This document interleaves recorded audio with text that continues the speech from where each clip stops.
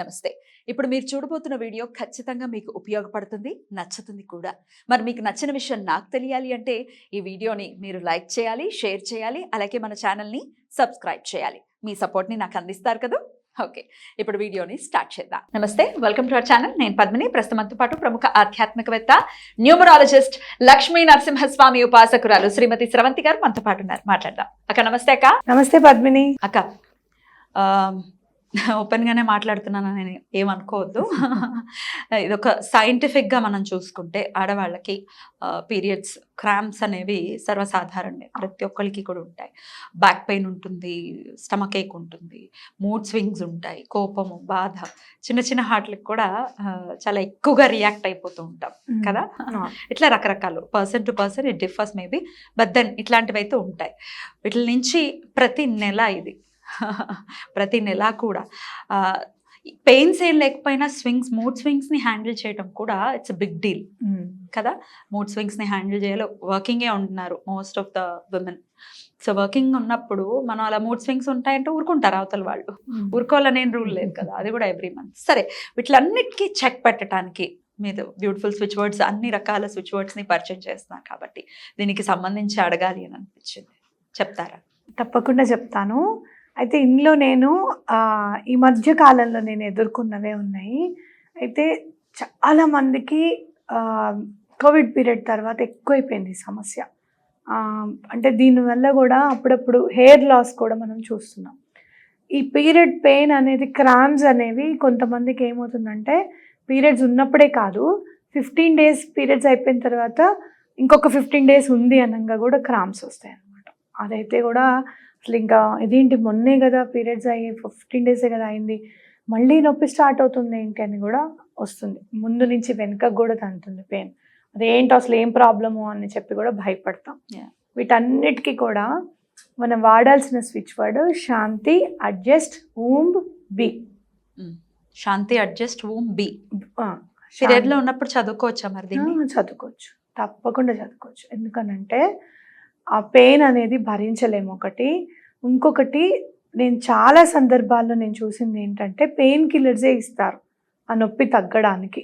అది మనకి కిడ్నీస్కి మంచిది కాదు. ఎక్కువగా పెయిన్ కిల్లర్ ట్యాబ్లెట్స్ వాడడం కానీ, లేకపోతే హార్మోనల్ ఇంబ్యాలెన్స్ ఉంది అని చెప్పి హార్మోనల్కి సంబంధించినవి కానీ. ఎందుకంటే ఏవైనా కూడా హార్మోన్స్ అయినా ఎంజైమ్స్ అయినా మన బాడీలో వాటంతట అవే తయారు చేసుకోవాలి బాడీ.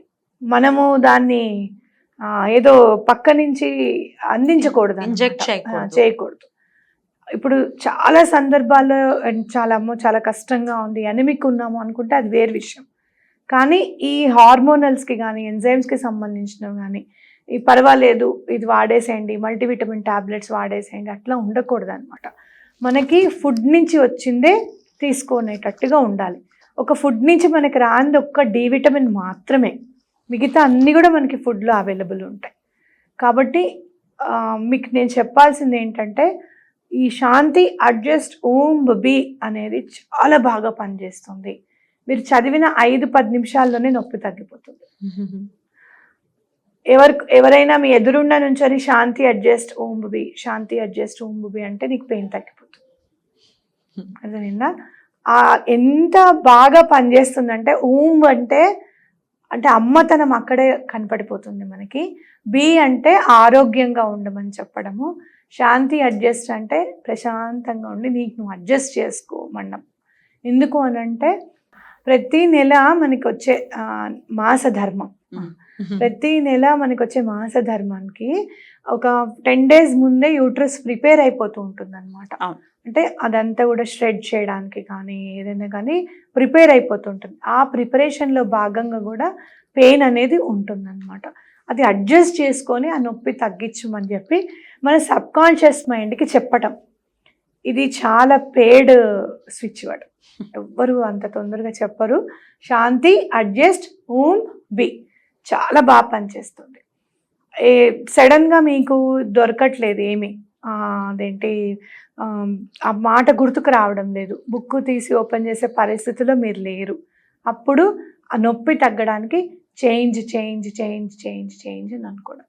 అది అనుకుంటే కూడా రిలీఫ్ వస్తుంది అనమాట. కానీ శాంతి అడ్జస్ట్ ఊంబ్ బి అనేది చాలా ఈజీ గుర్తుపెట్టుకోవడము, అనుకోవడం కూడా. రైట్ అక్క. ఇది క్రాంప్స్ కి కానీ పెయిన్స్ కి కానీ బ్యాక్ ఏక్ కూడా పనిచేస్తుందా? అన్నిటికి అంటే ఆ యూట్రస్ వల్ల వచ్చే నొప్పులన్నిటికీ కూడా పనిచేస్తుంది. ఇక మేజర్ టాస్క్ ఇంకొకటి మూడ్ స్వింగ్స్. ప్రతి చిన్న దానికి భయంకరంగా కోపం వస్తుంది, ఏడుపు వస్తుంది, ఇట్లా రకరకాలుగా ఉంటుంది. దానికి ఏం అయితే చేయాలక్క? ఏంటో చెప్పనా, నువ్వేమనుకోకపోతే చెప్తా. మా అప్పుడు అది ఒక పెద్ద అవునా అయ్యో అన్న ఫీలింగ్ ఉండేది కాదు. నీకేనా, మేమందరం అది దాటుకొచ్చిన వాళ్ళే. రూడ్ అలా అలా మాట్లాడేవాళ్ళు. రూడ్ కాదు అది. అదేంటంటే మనని స్ట్రాంగ్ చేయడం మానసికంగా. యా, దాని అర్థమైందా? అంతరార్థం అదే. కానీ నువ్వు ఒక్కదానివైనా ఏంటి అంటే అంటారు ఐ వాజ్ లైక్ అంటారు ఎందుకన్నారా పెద్దవాళ్ళు అన్న మాట. ఎట్లా అంటే ఆ మాట మళ్ళీ అనిపించుకోవడం ఎందుకు అని చెప్పి అది ఎలా భరించాలి అనే దాని మీద దృష్టి కేంద్రీకరిస్తాం, నేర్చుకుంటామని చెప్పి. మీ జనరేషన్ లో ఉన్న బ్యూటీ అది. వింటారు, వినేవారు. మా జనరేషన్ అది వినరు. మా కాకపోయినా నెక్స్ట్ జనరేషన్. అయితే ఒక్కటి నేను ఈ జనరేషన్ కి కానీ మీ జనరేషన్ వాళ్ళు కూడా నేను చూస్తున్నాను, ఈ సమయంలో ప్యాంపరింగ్ కావాలి. ఎవరన్నా అబ్బా అయ్యో బాధపడుతున్నావా, ఈ 3 రోజులు నీకు ఇలానే ఉంటుందే అన్నది కోరుకుంటారు ఎవరైనా. రాంగ్ ఏం కాదు, నేను రాంగ్ అని నేను అనట్లేదు. నువ్వేం కోరుకుంటున్నావో అవతల వాళ్ళు ఇవ్వట్లేదని బాధపడకు అంటాను నేను. నువ్వు నిజంగా ప్యాంపరింగ్ కావాలి అనుకుంటే ఒక్కసారి కళ్ళు మూసుకొని అట్లా పొట్ట మీద చేయి వేసేసుకొని ఎంత బాధపడుతున్నావమ్మా, కానీ తప్పదు కదా 3 రోజులు అని నీకు నువ్వు చెప్పుకో. అది ఇంకొకళ్ళ నుంచి మనం ఎక్స్పెక్ట్ చేయలేం. అందరికీ అది అర్థం కాదు. మగవాళ్ళకి అసలు అర్థం కాదు. అవునా కాదా? ఉద్యోగం చేస్తున్నారంటేనే నేను చాలా మందిని చూసాను. నువ్వు ఒక్కదానివే ఉద్యోగం చేస్తున్నావా? ఎవ్వరు చేయట్లేదు ప్రపంచంలో. నువ్వు ఒక్కదానివే పాపం కష్టపడేది. అంటే నేను చేయట్లేదా, నేను నీకు హెల్ప్ చేయట్లేదు, ఇవన్నీ వస్తాయి మాటలు. కాబట్టి ఈ శాంతి అడ్జస్ట్ ఊంబుబి అనుకుంటూ ఒక్కసారి మీకు మీరే స్వాంతన చేకూర్చుకోండి. అది చాలా రిలీఫ్ వస్తుంది. మూడ్ స్వింగ్స్ మీద ఎట్లా చెయ్యాలి అని అంటే, ఎవరైనా పిలిస్తే కోపం వస్తుంది. ఆ టైంలో విపరీతమైన కోపం వచ్చేస్తుంది. చేసే పనే ఉండదు. మనం మామూలుగా కళ్ళు మూసుకొని మెలకుగానే ఉంటాం, నిద్ర పట్టకపోవచ్చు. కానీ ఈ టైంలో కూడా నేను లేవాలా, ఇప్పుడు కూడా నేను చెయ్యాలా అనే బాధ కలిగిస్తుంది. అర్థం చేసుకోరేంటి అనేది ఎక్కువగా బాధ ఉంటుంది. అప్పుడు ప్రశాంతంగా కళ్ళు మూసుకొని శాంతి శాంతి శాంతి శాంతి అనుకుంటే ఆ మూడ్ స్వింగ్స్ కూడా ఉండవు. బ్యూటిఫుల్ అక్క. ఇది అత్యవసరం అని చాలా ఇదివరకు ఎప్పుడు మనం మాట్లాడలేదు ఏంటి అని అనిపించింది నాకు. ఎప్పుడు కూడా ఇంకొకటి గుర్తుపెట్టుకోవాల్సింది పిల్లలు ఏంటి అంటే, ఇది ఏమి అతీతమైనది కాదు. ప్రతి నెల అందరికీ వచ్చేదే. మనకి ఎక్కువగా ఉంది బాధ. ఫర్ సపోజ్ నాకు ఎక్కువగా ఉంది బాధ, ఇది నేను కూడా పడ్డా. నేను చెప్తున్నా, ఒకసారి అయితే నువ్వు నమ్ముతావో నమ్మవో ఎవ్వరు లేరు ఇంట్లో, ఈయన ఉన్నారు, ఈయనకేమో పాపం మామూలుగా పాలు అవి వెచ్చబెట్టడం అవి అంతేకాని అంతకు మించి వేరే పనేం రాదు. నా చిన్న కూతురు వంట చేసి పెట్టింది నాకు. అంత నొప్పి, అసలు లేవలేను, ఏం చేయలేను. 2 years బిఫోర్ అనుకో. అప్పుడు నన్ను నేను సంసిద్ధం చేసుకొని, లేదు ఇలా కాదు, ఇలా ఉండకూడదు, నేను ఎందుకు పడుకోవాలి, అసలు నేను యాక్టివ్గా తిరిగేదాన్ని, ఈ టైంలో నేను ఎందుకు ఇప్పుడు ఇట్లా ఇబ్బంది పడుతున్నా, నాకు ముందు ఇంకా చాలా పని ఉంది. ఇంతకుముందు సంవత్సరాలు నేను యాక్టివ్గా తిరగకపోయినా నన్ను అడిగేవాళ్ళు లేరు. పడుకో పర్వాలేదు అని చేసి పెట్టేవాళ్ళు ఉన్నారు. ఇప్పుడు అలా కాదు, నేను తిరగాలి, నేను చెయ్యాలి. ఇంత చిన్న పిల్లతో నేను వండించుకున్నా ఇవాళ. అలాంటి పరిస్థితి ఉండకూడదని నన్ను నేను సంసిద్ధపరచుకొని ఏం చేస్తే బాగుంటుంది అంటే, నాకు ఒక్కొక్క ఫుడ్ తెలిసింది.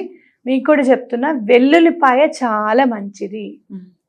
మీకు పీరియడ్స్ వస్తున్నాయి అనుకున్నప్పుడు ఒక్క 4-5 రెబ్బలు వెల్లుల్లిపాయ కొంచెం ఇంత నేతిలో వేయించేసేసుకొని, కొద్దిగా ఉప్పు, కొంచెం చిటికెడు కారం, ఎక్కువగా కారం లేకుండా అవి తినండి. మూడ్ స్వింగ్స్ వెళ్ళిపోతాయి, క్రామ్స్ వెళ్ళిపోతుంది.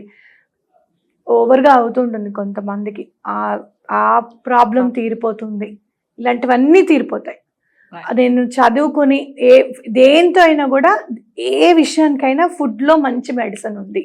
మన వంటిల్లే ఒక ధాన్యాగారము, అలాగే ఒక మందుల అంటే మనం పోపులు పెట్టనే ఒక మందుల డబ్బా అన్నమాట. అర్థమైందా? కాబట్టి అవి చేయండి. తప్పకుండా తగ్గుతుంది. Right. ఎటువంటి పరిస్థితుల్లో మిమ్మల్ని మీరు స్వాంతనపరచుకోండి ఫస్ట్. Right. నాకు చక్కగా ఉంది, నాకు ఏ బాధ లేదు, నేను తిరగలుగుతాను. ఈ నెల ఇంకొకటి పద్మిని, నేను ఈ విషయంగా నా నెల ధర్మంలో నేను ఒకటి గుర్తించాను. ఈ నెల నన్ను చాలా బాధ పెట్టావు, నువ్వు నెక్స్ట్ మంత్ మామూలుగా ఉండు అని నువ్వు అనుకో, ఎంత నార్మల్గా ఉంటావో నెక్స్ట్ మంత్ నువ్వు. అవునా? చక్కగా ఉంటావు. నేను క్యాలెండర్ చూసుకొని ఏదైనా ఇంపార్టెంట్ డేట్స్ అప్పుడు అడ్డు రాకుండా ఉండాలి చెప్తున్నా, నీకే నువ్వే అడ్డొచ్చేది, నువ్వు అడ్డు రాకుండా ఉండు, ముందు నేను ఆ పూజ చేసుకోవాలి అంటే తప్పకుండా అడ్డు రాకుండా ఉంటుంది. అడ్డు రాకుండా ఉన్నందుకు నేను థ్యాంక్స్ కూడా చెప్తాను. విన్నావమ్మ మాట, వెరీ గుడ్ అని.